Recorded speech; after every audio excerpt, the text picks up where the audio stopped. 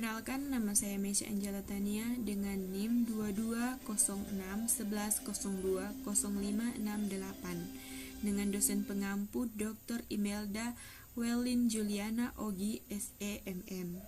Di sini saya akan mempresentasikan tugas ujian akhir semester saya, yaitu tentang pengenalan SPSS. Pengenalan SPSS. SPSS adalah sebuah perangkat lunak statistik yang digunakan untuk analisis data. SPSS dapat digunakan untuk berbagai macam analisis statistik, seperti analisis deskriptif, analisis inferensial, analisis regresi, dan masih banyak lagi. SPSS memiliki interface yang user-friendly sehingga mudah digunakan oleh pengguna yang tidak terbiasa dengan analisis statistik. Selain itu, SPSS juga memiliki fitur untuk memvisualisasikan data dalam bentuk grafik, tabel, dan diagram. Selanjutnya ada The Research. Bagi para peneliti, SPSS sangat berguna dalam melakukan analisis data hasil penelitian. Dengan menggunakan SPSS, peneliti dapat lebih mudah dan cepat melakukan analisis statistik sehingga hasil penelitian dapat segera diperoleh.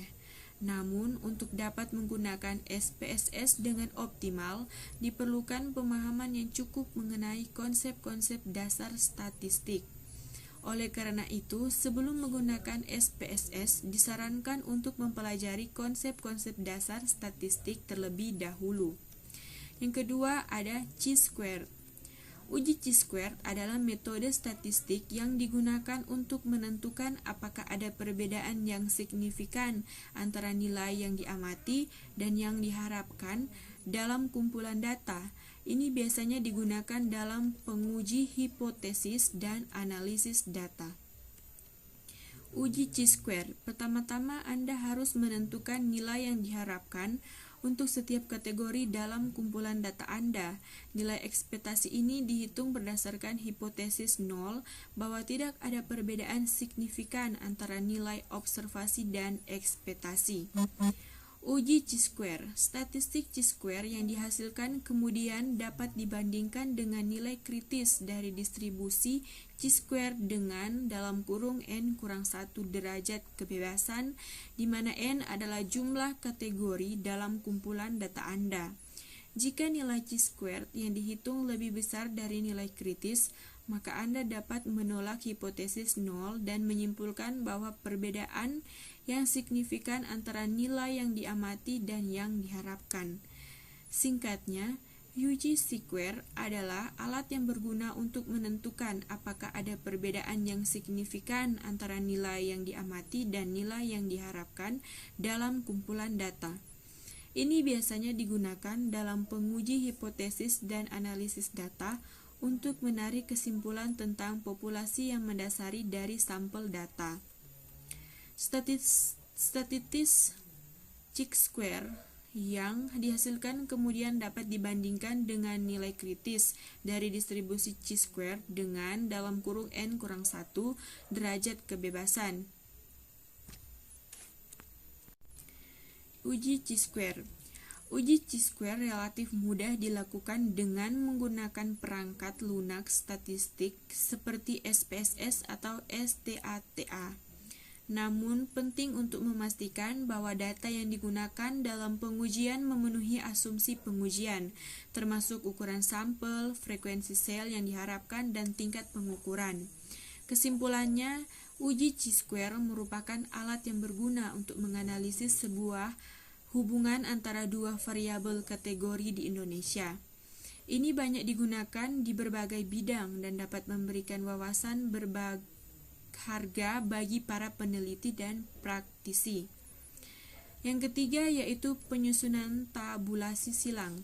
Tabulasi silang adalah metode statistik yang digunakan untuk menggambarkan hubungan antara dua tentukan atau lebih variabel dalam bentuk tabel. Dalam penyusunan tabulasi silang, kita dapat meliputi pola dan hubungan antara variabel-variabel tersebut. Metode ini sangat berguna dalam analisis data karena dapat mempermudahkan kita dalam memahami karakteristik data. Selanjutnya ada langkah-langkah penyusunan tabulasi silang. Yang pertama, variabel yang akan disusun dalam tabel. Variabel-variabel yang dipilih harus berkaitan dengan tujuan analisis yang dicapai. Yang kedua, tentukan jumlah baris dan kolom yang akan dibuat dalam tabel. Jumlah baris dan kolom harus disesuaikan dengan banyaknya kategori pada masing-masing variabel. Letakkan variabel-variabel pada baris dan kolom sesuai dengan kebutuhan. Yang keempat, hitung total frekuensi dari setiap sel pada tabel. Frekuensi merupakan jumlah data pada masing-masing sel pada tabel. Yang kelima, hitung persentase frekuensi dari setiap sel pada tabel. Jika diperlukan, persentase frekuensi dapat digunakan untuk mempermudah interpretasi hasil analisis. Selanjutnya ada penyusunan tabulasi silang. Dalam melakukan penyusunan tabulasi silang, penting untuk memastikan bahwa data yang digunakan valid dan representatif agar hasil analisis yang dihasilkan dapat dipercaya. Hal ini dapat dilakukan dengan melakukan pengambilan sampel yang baik dan memastikan bahwa data yang digunakan akurat dan lengkap. Dengan menggunakan metode tabulasi silang, analisis data dapat dilakukan dengan lebih mudah dan efektif. Selain itu, metode ini juga dapat membantu kita dalam mengambil keputusan yang tepat berdasarkan data yang tersedia. Oleh karena itu, penting bagi kita untuk memahami dan menguasai metode ini dalam melakukan analisis data. Yang keempat yaitu aplikasi uji beda dua sampel.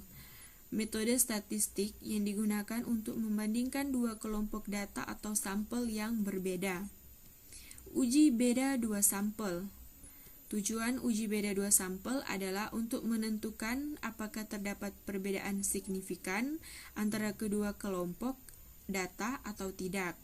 Dalam aplikasi uji beda dua sampel, terdapat beberapa langkah yang harus dilakukan agar hasil pengujian dapat diinterpretasikan dengan benar. Langkah-langkah tersebut meliputi menentukan hipotesis nol atau dalam kurung HO dan hipotesis alternatif atau dalam kurung HA, menentukan tingkat signifikansi atau dalam kurung A, memilih jenis uji beda dua sampel. Uji beda dua sampel. Dalam kesimpulannya, jika p-value lebih kecil dari tingkat signifikansi atau dalam kurung A, maka hipotesis nol ditolak dan dapat disimpulkan bahwa terdapat perbedaan signifikan antara kedua kelompok data. Sebaiknya, jika p-value lebih besar dari tingkat signifikansi atau dalam kurung A, maka hipotesis nol diterima dan dapat disimpulkan bahwa tidak terdapat perbedaan signifikan antara kedua kelompok data. Dalam dunia penelitian, aplikasi uji beda dua sampel sangat penting untuk mendapatkan informasi mengenai perbedaan antara dua kelompok data. Dengan mengetahui perbedaan tersebut, peneliti dapat membuat keputusan yang lebih tepat dan akurat dalam mengambil kesimpulan dari hasil penelitiannya. Selanjutnya yang kelima yaitu aplikasi uji komparasi rerata hitung berbagai kasus. Aplikasi uji komparasi rerata hitung merupakan aplikasi yang sangat berguna bagi para peneliti dan praktisi di bidang statistik. Dalam melakukan penelitian, seringkali dibutuhkan untuk membandingkan rata-rata antara dua kelompok atau lebih. Aplikasi ini bisa digunakan untuk berbagai kasus seperti dalam uji perbedaan rata-rata gaji antara karyawan laki-laki dan perempuan di suatu perusahaan, uji perbedaan rata-rata tinggi badan antara kelompok atlet dan non-atlet di sebuah sekolah, serta uji perbedaan rata-rata hasil ujian matematika antara siswa yang belajar dengan tutor dan siswa yang tidak belajar dengan tutor di sebuah lembaga kursus. Selanjutnya yaitu melakukan uji komparasi rerata hitung. Dalam melakukan uji komparasi rerata hitung, terdapat beberapa metode yang dapat digunakan: uji independen, uji tergabung, dan uji ANOVA. Aplikasi ini akan menghasilkan output berupa hasil uji statistik yang meliputi nilai statistik, p-value, dan kesimpulan uji. Hal ini sangat membantu dalam menentukan apakah terdapat perbedaan signifikan antara rata-rata kelompok tersebut atau tidak. Cara menggunakan aplikasi ini sangat mudah. Penggunaan hanya perlu memasukkan data yang ingin diuji pada kolom yang tersedia. Penggunaan dapat mengunggah file dengan format CSV atau Excel, atau memasukkan data secara manual pada kolom. Setelah itu, pengguna dapat memilih metode uji yang ingin digunakan dan menentukan tombol uji untuk mendatakan hasil uji statistik. Yang keenam yaitu Analysis of Variance atau ANOVA. Analysis of Variance atau ANOVA adalah metode statistik yang digunakan untuk membandingkan rata-rata dari 3 atau lebih kelompok. ANOVA dan MANOVA.